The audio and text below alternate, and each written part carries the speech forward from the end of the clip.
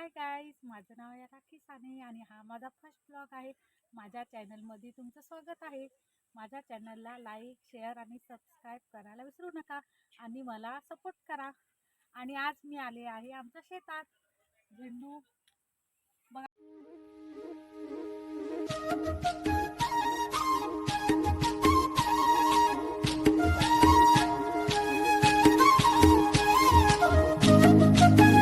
डांगर पण लावलेला आहे.